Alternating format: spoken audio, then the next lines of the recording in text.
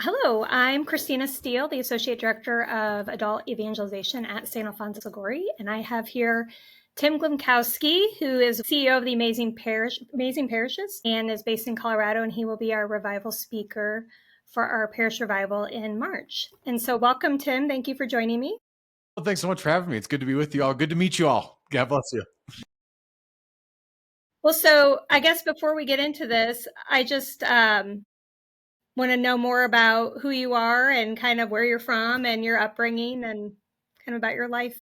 Yeah, I'd love to. Yeah, happy to share. I'm from Chicago originally. So I grew up in the western suburbs of Chicago, and we've lived a few different places. My wife and I, we got married a little over 10 years ago, 10 and a half years ago now. And we live in Littleton, Colorado now. So just outside of Denver, Southwest Denver area. We have 4 kids. Our oldest Eva is 9. Theo and Charlie, the boys, are 7 and 4. And Veronica, the chaos on the end of that, is 22 months old now, 21 months old. So somewhere in there. So that's, it's, I've worked in ministry my whole life since graduating college, a lot of different roles. I've taught high school theology. I've worked at a couple parishes full time in similar roles that you have. And then I've worked in leading apostolates and running apostolates for the last like 9 years or so. Yeah. So, yeah. And so what do you do now with what's Amazing Parishes?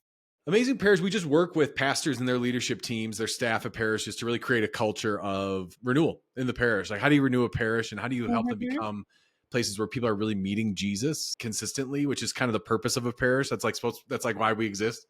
And so I've been doing that since August 15th. I started this role after being the CEO of the National Eucharist in Indianapolis. And this will be my first time back in Indianapolis since July 22nd of this summer when the National Eucharistic Congress ended. I left the plane that Monday morning and I haven't been back since. So I'm thrilled to come back.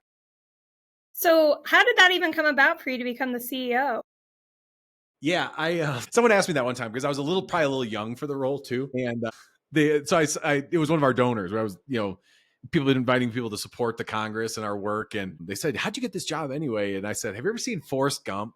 It's kind of like that. It is kind of a long, circuitous journey in some ways. I'd started my own apostolate and written a book and had been doing a lot of work in renewal in the church. Yeah, and Made for Mission, which I highly recommend.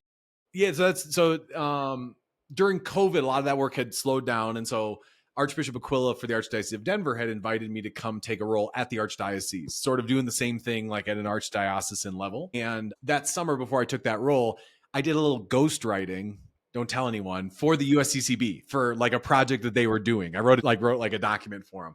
And so that introduced me. I finished up that project as the new chair of that committee was coming in, whose name is Bishop Andrew Cousins. And so he quickly invited me to be on the committee for evangelization as they were building a project called the Eucharistic Revival. So I led a lot of the initial strategic planning for it, like facilitated those sessions, because that's a lot of my work was like whiteboards and, getting people on the same page and what are we going to do and why and how and all that stuff. And so when they were hiring this role for the Congress, I'd kind of step back from that work a little bit. But when they're hiring this role to start this new entity, to host the 10th National Eucharistic Congress, to start an organization that could then host the 11th, the 12th, the 13th, I just felt super called. I really felt like it was going to be the next World Youth Day 1993, which I think is true. Like, I think it ended up being like this kind of monumental moment of renewal for the church. And the Lord just kind of said, like, I want you to go do that. And so I just applied. I just kind of applied for the job. And then for some reason they hired me, God knows why. And but then I was pretty tired after the Congress. I was traveling a lot for 3 years and we have little kids. Yeah. And so Amazing Parish is based here in Denver and I love the mission. And so I told the board about a year in advance, like, hey, after this, like, I got to go see my kids. I got to go home. So, yeah, what a cool opportunity. But I cannot imagine how tired you were after all of that. Very tired. It took like 2 months, I would say. Like by 2 months later, I was like, oh, I feel like I can like, actually exercise again and stuff. Wow. Because it was pretty rough. Yeah. So tell me about your faith journey. I assume you're raised Catholic.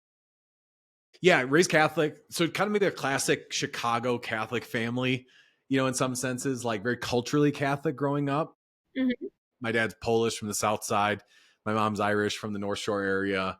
And they had their conversion when I was younger, like I'd say I was around like 8, 9, 10, that they really started taking faith seriously. And I think understood more why they were doing it. And then for me, it took a little longer. I was kind of the black sheep of my family in some ways. I had this very religious family, this Irish Catholic, daily, rosary praying mother, and just kind of had my own, I don't know. In retrospect, some of it I'll share, even at the event, but Just a big kind of falling away Hmm. experience through high school, through middle school, like kid stuff, but um, it was at a Steubenville youth conference that I really met Jesus for the first time. And I'll give more detail you got to come to the event Yeah. so you can hear more about it. But I really met Jesus for the first time and was maybe just at a thoughtful enough place in my life to kind of say, like, is this real? And is this true? And if it is, what does that mean? And so chose to go to Steubenville for college because of that. And, that was kind of the defining moment in some ways for me that then got walked out in, any moment of conversion we have, it's like sort of like the next day that really matters, like in the next week, in the next month. And for me, that really, that journey began though on that youth conference. So That's really neat because one of the things I think is hard, I had a kind of a conversion experience when I was 17, but I didn't really know what to do with it because just, when you having other Catholics who are on fire for the Lord and help kind of direct you, it's hard sometimes to find that. And I did not find that. And it took me many years till I kind of understood what that path looked like. yeah. And I think what's interesting is like that should be normative in some ways. Like every Catholic, there's an old theologian, Karl Rahner was his name, who said, in the coming age, he was talking about like the time we live in, the Christian will either be a mystic or he or she will cease to be a Christian at all. And what he means is like has experienced something, like is born out of personal conviction, not just like cultural habit, like Mm-hmm. has that relationship. And so that really has been it's kind of my work since, is just like, how do we help the church become a place where that's why we're doing what we're doing? And that's why like staff and leaders in parishes, that's how we make decisions. And that's us for Catholics in the pews, right? Like most of the time I'm a Catholic in the pews. You know what I mean? I'm sitting on Sunday with my kids and it's like, are we looking at this from the perspective of like, Jesus Christ died and rose from the dead. And that means something about my life and how I live with others. And, so that's really, I think, a conversion that the Lord is inviting the church to right now. Mm-hmm. Maybe we're going at times kicking and screaming, but I really do think I'm so excited about your work and your role, because I think that's really the renewal in the church that we all want to see, right? And the change in declining numbers or discouraging trends is going to be in the local parish, or it's not going to happen at Yeah. all. There's Yeah. no resource or apostolate or group that can supplant. In Catholicism, the local parish is everything. And so No. it has to be there.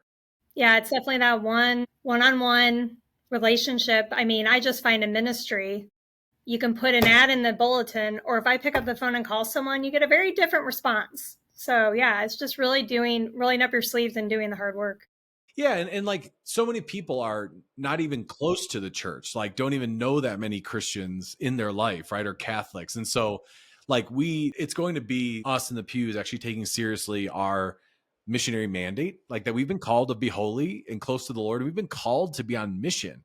That's not just like the priest and the nun's job. And the rest of us are just here to like put money in the basket on Sundays. Like it's because we're the people who can reach our neighbors, because they're going to come over to our back porch and we're going to have a good conversation over dinner. And then at some point we can share that this means something to us. And so I do think there's a renewal happening in our world. I think there's a lot of people talking. I'm a big Notre Dame football fan, so I'm sorry I'm if really everyone's sorry. IU fans. Yeah. Well, But like, we don't like Ohio State. good. Yeah. Us either. So this is, we're recording this and my dear beloved Irish just lost last night. But like, I mean, both those quarterbacks, Will Howard and Riley Leonard, right? Like very publicly talking about Jesus. Mm-hmm. And that is something that's changing in our culture, is like, there is it's not confrontational. It's not like trying to beat people over the head with Bibles, but it is about like really saying like, this means something and matters and it's changed my life and it's worth talking about. Like I'd have to be really, sort of like sinister to withhold this information from you that I've found fill my life. So, well, and I am seeing that because I think it was 2 or 3 years ago, we had 5 people in RCA or OCIA now. And then last year we had 23, and this year we're up to 29. Lots of young men in their 20s, which is amazing. Yeah. How neat. It is. It's neat to see. Yeah, we for the first time, I mean, so RCIA numbers, right? Like typically are declining. Mm-hmm. The religiosity, especially in young men, declining over years. Last year, for the first time in like forever, it went up. Wow. Like the amount of young men who believe in God in the United States of America went up.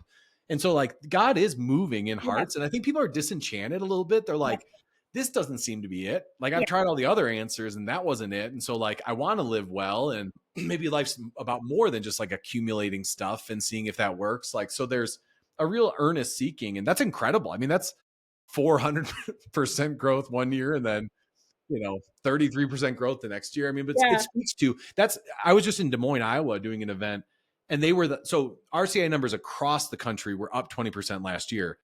In Des Moines, where I was at, it was 70%. Like across the board, across the diocese. So like people are hungry, and it's our job as the church to say, are we here to meet that hunger? Because they're going to find other alternative answers elsewhere for what is meaningful. Like, but we alone have the fullness of people, like the Eucharist, right? Like we have what Jesus gave the church to. Sorry, now I'm ranting, but I'm just excited about this. It's a time of great renewal in the church, a time of great revival. And so we have to kind of say, like, revival is not something we do. God is saying to his church, like, do you want this? Do you want to participate in this? I'm calling you to this. The Eucharistic Congress was a response to God's initiative. We didn't start revival. We were trying to spark it. We were saying, we think God is saying he's reaching out to his people in his world in a particular way right now. Are we going to be part of that? Or are we going to stay on the sidelines? Are we going to take the talent, our one little talent, are we going to bury it in the ground and sort of hope God doesn't ask more of us? Or are we going to actually say, like, use us, Lord, however you want? So it's an exciting time to be a Catholic. It is. Well, so with that note, for people who are considering going to the revival, what should they expect from you coming to the revival? Yes, our goal, right, is like we just really want to, on the first night, reground in our story and really introduce people again, right, for the 1,000th time or for the first time to Jesus. Before we're going to be convicted about any of this, we need to know why any of this matters. And for us as Catholics, that's a story of like what God did in Jesus to restore all things to himself. And so we're just going to tell that story and then invite people to meet Jesus. It's going to be a very powerful night. We have the Hussey brothers with worship. Right. They're incredible. We've done parish missions together before, and they're super gifted and cool guys. And so it's really about just inviting that encounter. And then the next night is really about mission, right? It's like, right, from that encounter, I've been loved. What do I do with this love?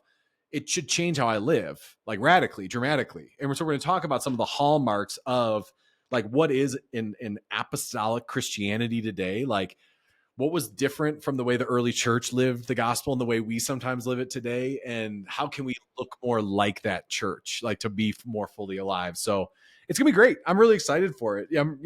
Clearly you have this like kind of amazingly growing parish and growing area, part of Indianapolis, and God probably has big dreams and aspirations for what he's doing in Zionsville. So I'm stoked, clearly. We're happy to have you. Well, thanks for joining us, and we look forward to seeing you on March 9th. Yeah, can't wait. Yeah, looking forward to meeting everyone. God bless. Thank you.